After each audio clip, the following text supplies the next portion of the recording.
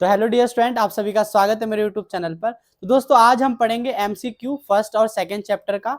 ठीक है, तो दोस्तों आइए चलिए आज की क्लास को हम शुरू करते हैं। ठीक है, तो देखिए पहला क्वेश्चन है हमारा, सोवियत प्रणाली किस विचारधारा पर आधारित थी। तो आप लोगों को पता ही होगा किस विचारधारा पर आधारित थी। दो विचारधारा थी ना विश्व के अंदर, कौन कौन सी? पूंजीवादी और समाजवादी, है ना। तो देखो, तो आप सबको पता है सोवियत प्रणाली किस विचारधारा पर आधारित थी। तो साम्यवाद यानी कम्युनिज्म। ठीक है, साम्यवाद क्या होता है? इसके अंदर जो सोवियत संघ जो था क्या जनता के कल्याण का बात करता था। मतलब वहां पे जो क्या था कि प्रॉफिट कमाने की बात नहीं होती थी, जनता के कल्याण की बात की जाती थी। मतलब समाजवाद की या साम्यवाद की विचारधारा थी। ठीक है, अब वही है पूंजीवाद। तुम लोगों को पता ही है अमेरिका की विचारधारा थी, इसमें ज्यादा पैसे कमाना, है ना, ये सारा उसका उद्देश्य रहता था। अब है अगला क्वेश्चन। ठीक है, तो हमारा पहला क्वेश्चन का आंसर क्या रहा? साम्यवाद। ठीक है, अगला क्वेश्चन है बर्लिन की दीवार को किस वर्ष गिराया गया था। तो देखो भाई, बर्लिन का दीवार वाला क्वेश्चन आ सकता है, वैसे सेकंड चैप्टर में था, शीत युद्ध का दौर या उसके अमेरिका वर्चस्व वाले में। तो बर्लिन की दीवार को किस वर्ष गिराया गया? तो दोस्तों कब गिराया गया? 1989 को बर्लिन की दीवार क्या थी? साम्यवाद और पूंजीवाद की जो लकीर थी उस वो था, जिसने मतलब जैसे पूर्वी जर्मनी और पश्चिमी जर्मनी ये दोनों के बीच में क्या था, चल रहा था। एक जो था वो पूंजीवाद और दूसरे तरफ की जो थे वो क्या था, साम्यवाद विचारधारा। दोनों समर्थन करते, तो उसी विचारधारा को यानी विचारधाराओं की दीवार भी कहते हैं, इसे गिरा दी गई थी। ठीक है, अब अगला है, रूस के किन दो गणराज्यों में अलगाववादी आंदोलन चले। तो दो कौन से राज्य थे दोस्तों? तो चेचन्या और दागिस्तान, ये ऐसे दो राज्य थे जो कि रूस से अलग होना चाहते थे। ठीक है, मतलब अलगाववादी आंदोलन का मतलब क्या होता है कि वो अलग होना चाहते, तो रूस से वो लोग अलग हो गए। ठीक है, तो यहाँ पे कौन थे? चेचन्या और दागिस्तान। ठीक है, एक बार पेन निकाल लेता हूँ। आ गया, पेन आ गया। ठीक है, अब क्या है? चेकोस्लाविया चेकोस्लाविया सॉरी क्या पढ़ दिया मैंने, ये चेकोस्लोवाकिया किन दो भागों में बटा हुआ है। तो किन दो भागों में बटा हुआ है? चेक और स्लोवाकिया में बटा हुआ है। पूछ लेता है किन दो भागों में बटा हुआ है, तो इसके अंदर ही नाम है चेको स्लोवाकिया। ठीक है, अगला जो क्वेश्चन है इसका आंसर तो तुम्हें दिख नहीं रहा है, अब तुमसे पूछ लेता हूँ। ठीक है, यही मौका आ गया ना। सन 1991 में किन तीन देशों ने सोवियत संघ की समाप्ति की घोषणा की थी? बताओ कौन से तीन देश थे जिन्होंने सोवियत संघ की समाप्ति या पतन के लिए घोषणा की थी? बताओ, पता नहीं है ना? चलो देख लो फिर, नहीं पता तो भाई पढ़ते हो नहीं तो पता कैसे रहेगा। देखो, यूक्रेन, बेलारूस और रूस। ठीक है, तो इन्होंने ही रूस यानी कि सोवियत संघ की पतन की समाप्ति की घोषणा करी थी। ठीक है ना, यूक्रेन, बेलारूस और रूस। ठीक है, बहुत बढ़िया। अब देखो अगला क्वेश्चन है, सोवियत प्रणाली के अनुसार राज्य की प्रमुख प्राथमिकता क्या थी? बताओ क्या थी? समाजवाद की स्थापना। इनकी सब जब ये सोवियत प्रणाली जब स्थापित हुई ना 1917 में, समाजवादी विचारधारा का यहाँ पे आया था। 1917 का तुम किताब पढ़ते हो तुम्हें पता चल जाएगा, 1917 में समाजवादी विचारधारा आई थी। तो इसका मेन उद्देश्य क्या था? समाजवाद की स्थापना करना। ठीक है, समाज के बारे में सोचना, समाज के कल्याण के हितों के, और जो भी सारी शक्तियां होती थी वो राज्य के हाथ में होती थी। आप लोगों को पता है अच्छे से, है ना। अब क्या है, मध्य एशिया में क्या है, तजाकिस्तान कितने वर्षों तक गृह युद्ध की चपेट में रहा? मध्य एशिया मतलब क्या? जो एशिया के बिल्कुल बीच की बात करते हैं, जैसे कि मान लो मध्य एशिया में क्या क्या आ जाता है, ये आपका यहाँ यही आ जाता है, चीन चीन भी आ जाता है थोड़ा बहुत, काजिकिस्तान, किर्गिस्तान, ये सब आ जाता है। तो यहाँ पे ताजिकिस्तान कितने वर्षों तक गृह युद्ध की चपेट में रहा, ये बताना है। तो 10 वर्षों तक। कितने वर्षों तक रहा? 10 वर्षों तक रहा। अब ये देखो, यहाँ पर है पेरेस्ट्रोइका और ग्लासनोस्त की नीति का संबंध किस नेता से है? किसने ये मतलब ये कौन लेके आया था? तो ये मिखाइल गोर्बाचेव, जिसे आप कहते नहीं हो शॉक थेरेपी, ये वही चीज है। ठीक है, अब देखो, शॉक थेरेपी का मॉडल किसके द्वारा तैयार किया गया था? शॉक थेरेपी का मॉडल किसके द्वारा तैयार किया गया था? बताओ। इन्होंने तो इसका नाम दिया था, इन्होंने ही तो नाम दिया था, विश्व बैंक और अंतरराष्ट्रीय मुद्रा कोष नहीं। ठीक है, तो यही आंसर आपका ठीक है। ठीक है, अंतरराष्ट्रीय मुद्रा कोष, इंटरनेशनल मॉनेटरी फंड जिसे आप कहते हो IMF, है ना। अब क्या है, यूएसएसआर का पूरा नाम क्या है? तो यूएसएसआर का पूरा नाम क्या है भाई, देखो बताओ। Union of Soviet socialist Republic, से बोले union of Soviet socialist republics, इसका फुल फॉर्म है। आ जाता है ना, एक मार्क्स में आ जाएगा। देखो टोटल अब कितने एमसीक्यू आने, 12 ही तो एमसीक्यू आने है ना, तो इसलिए थोड़े थोड़े कम कम ही लिए मैंने, बाकी तो तुम लोगों ने चैप्टर पढ़ ही रखा है। आगे अरब स्प्रिंग आएगा, अरब स्प्रिंग, चलो ठीक है, अरब स्प्रिंग भी करा देंगे। अब एमसीक्यू में देख लो पहले तो, अरब स्प्रिंग का आरंभ कब से माना जाता है, ये बताना है। तो 2009 में अरब स्प्रिंग आया था। इसका है क्या कह रहे हो, जब तुम पैदा हुई होगी ना। चलो अब देखो, ये तो था पहले चैप्टर के सारे एमसीक्यू, ठीक है, जो कि हमने पढ़ लिए। ये थोड़े इंपॉर्टेंट थे इसलिए मैंने इसको पढ़ा दिया आपको, ठीक है। अब चलो आ जाओ, मल्टीपल चॉइस क्वेश्चंस पढ़ रहे हैं, ठीक है हम। तो ये हमारा सेकंड चैप्टर के मल्टीपल क्वेश्चंस चालू हो गए, मल्टीपल चॉइस क्वेश्चन, ठीक है, सत्ता के वैकल्पिक केंद्र। तो इसमें पहला क्वेश्चन है हमारा, यूरोपीय संघ की स्थापना के उद्देश्यों के बारे में निम्नलिखित में से कौन सा कथन असत्य है, हमें ये बताना, ठीक है, असत्य बताना दोस्तों, कहीं गलती से तुम सत्य मत पढ़ लेना। देखो अब क्या है, आर्थिक और सामाजिक प्रगति सुनिश्चित करना है, साझे बाजार की स्थापना करना है, सेना शक्ति बढ़ाना है, या सदस्य देशों के बीच शांति और स्थिरता बढ़ाना है। दोस्तों देखो, तो यहाँ पे क्या है कि इनकी सेना शक्ति बढ़ाने का जो है उद्देश्य, ये असत्य है, ठीक है, क्योंकि इनका उद्देश्य क्या था, आर्थिक और सामाजिक प्रगति बढ़ाना, साझे बाजार की स्थापना करना, सदस्य देशों के बीच शांति और स्थिरता को बढ़ाना, ये सारा इनका उद्देश्य था यूरोपीय संघ की स्थापना के, ठीक है। केवल ये नहीं था सेना शक्ति को बढ़ाना, ठीक है, ये आपका असत्य हो गया। अब है अगला क्वेश्चन, आसियान वे या आसियान शैली क्या है, आपको ये बताना है। तो देखो इसमें है कुछ ऑप्शन, जैसे सदस्यों के बीच प्रतिस्पर्धा का तरीका है, यानी कि जो सदस्य है उनके बीच में कंपटीशन, ठीक है, सहयोग और अनौपचारिक कार्य प्रणाली, आर्थिक संधि का हिस्सा, या फिर आसियान का आधिकारिक नाम, ठीक है। तो इनके बीच में क्या है दोस्तों, बी हमारा जो ऑप्शन है वो ठीक होगा। जो आसियान शैली की स्थापना हुई थी वो मतलब सहयोगी देशों के बीच में सहयोग और अनौपचारिक कार्य प्रणाली को बढ़ावा देना था, ठीक है, तो ये चीजें थी। अब सेकंड क्वेश्चन, अब रुक जाओ, अब यहाँ पे मिल गया ना, फंस गया अब तुम लोग।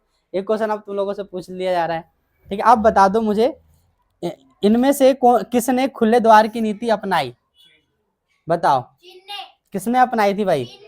अब तुम लोग तो यार बिल्कुल सब बोल जा रहे हो, एक एक करके बताया करो ना। हाँ चीन है, किसने, चीन ने खुले द्वार की नीति अपनाई थी, ठीक है भाई। कब अपनाई थी बता दो। 1949।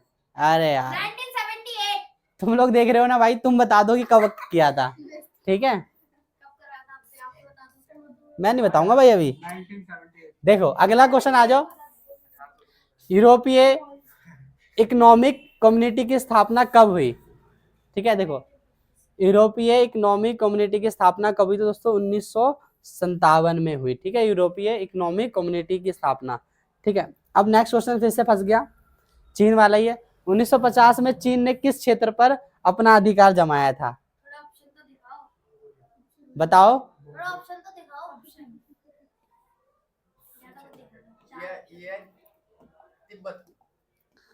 बिल्कुल सही जवाब भाई दीपक, तिब्बत नहीं किया था, किसने किया था, तिब्बत पे ही, मतलब चीन ने अपना क्षेत्र, अपना मतलब अधिकार जमाने की कोशिश करी तिब्बत में, तभी तो अच्छा इसी बात पे बता दो कि तिब्बत के राजगुरु का नाम क्या था,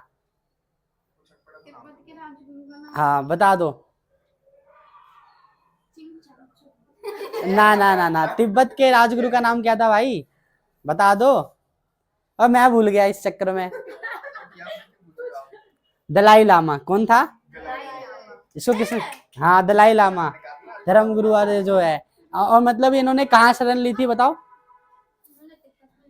इन्होंने इंडिया में शरण ली थी, तभी तो भारत और चाइना के बीच में एक विवाद का मुद्दा और है कि इंडिया ने तिब्बत को क्या, तिब्बत के जो राजगुरु को मतलब पनाह दी थी, जिस वजह से भी इनके बीच में विवाद है ना।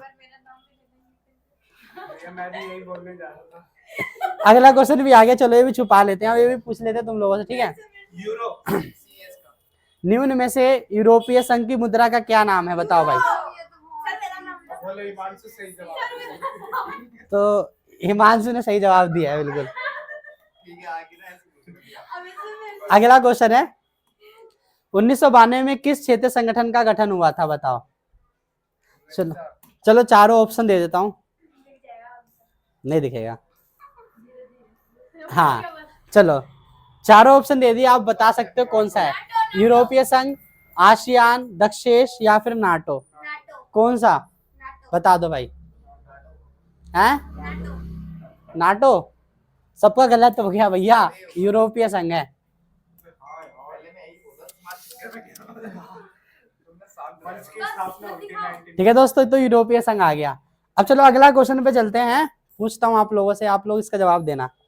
बताओ द्वितीय विश्व युद्ध के बाद यूरोप की अर्थव्यवस्था के पूर्ण गठन के लिए संयुक्त राज्य अमेरिका ने किस योजना के अंतर्गत आर्थिक सहयोग दिया।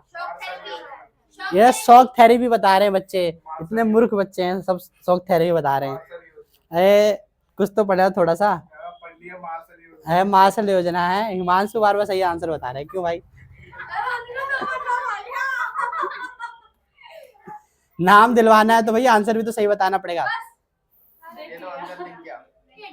कोई बात नहीं, तो ये भाई देखो अमेरिका ने जो आर्थिक सहयोग किया था वो मतलब किस जो पूर्ण गठन के लिए संयुक्त राज्य अमेरिका ने किस योजना क्या है, मार्शल योजना के तहत। ठीक है, अब अगला क्वेश्चन है दक्षेश की स्थापना कब की गई थी। तो अब तो आंसर दिख ही गया है, तो कब हो गई थी, 1985 में दक्षेश की स्थापना जो हमारी वो हो गई थी। ठीक है, चलिए नेक्स्ट क्वेश्चन पे चलते हैं, आराम से करूंगा, कोई दिक्कत नहीं है। आंदो बस बस, चलिए ठीक है भाई। अब बताइए मास्ट्रिक्ट संधि पर हस्ताक्षर कब हुए थे, और बताना है कि किसने मना किया था। मास्ट्रिक्ट संधि पर हस्ताक्षर करने के लिए किस देश ने मना किया था, ये भी तुम लोग बता। अरे यूरोपीय संघ है भाई, मास्ट्रिक्ट संधि यूरोपीय संघ था। किसने, मार्गरेट थ्रेचर, जो ब्रिटेन की महारानी थी, जो भी है रानी थी, है ना। आप ये बताओ संधि कब हुई थी, आप बताओ दो भाई। क्या बोल दिया, सी बोल दिया। अरे वाह, इस बार दीपक ने सही बोल दिया है, सी ऑप्शन, 7 फरवरी 1992 में। अब अगला क्वेश्चन है आपका, आ जाओ। मास्ट्रिक्ट क्या है, मास्ट्रिक्ट संधि किस संगठन का आधार है, बताओ। आसियान, दक्षिण, यूरोप संघ। जया अपना नाम लेने के लिए तित्ते चिल्ला रही है। यूरोपीय संघ सही जवाब है भाई, क्योंकि मास्टर संधि कहाँ हुई थी, यूरोपीय संघ में ही हुई थी। मार्गरेट थैचर ने इसे मना कर दिया था। ठीक है, अच्छा चलो अगला क्वेश्चन आ गया, इसे नाटो की स्थापना कब की गई थी। चलो दोनों ऑप्शन दिख गए आपको, 1960, 1955, 1949, 1945, बताओ कौन सा ऑप्शन। नाटो की स्थापना कब हुई थी। अरे तुम लोग नहीं बोल रहे भाई, बोलो। अगर ऑनलाइन वाले बच्चे अगर आपको पता है तो कर दो कमेंट अभी, अगर देख रहे हो तो। ठीक है, कर देंगे तो दिख जाएगा ना, अभी पोस्ट हो जाएगा मतलब। चलो कब है, 1949 में। गलत है भाई, किसका आंसर सही था, सिमरन का।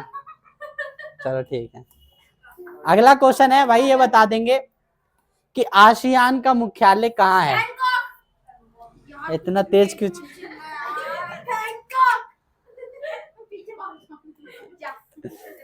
गलत है, जकार्ता।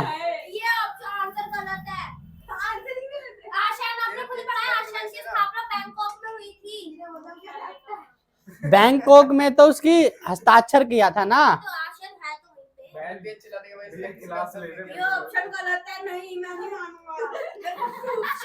चलो देख लेंगे, कोई बात नहीं। तो आज 14वां क्वेश्चन है, ब्रिक्स में दक्षिण अफ्रीका को कब शामिल किया गया था। अब ब्रिक्स की फुल फॉर्म कौन बता देगा, मैंने आप लोगों को बताया था, ब्रिक्स की फुल फॉर्म कौन बता देगा। ब्रिक्स की फुल फॉर्म कौन बता देगा।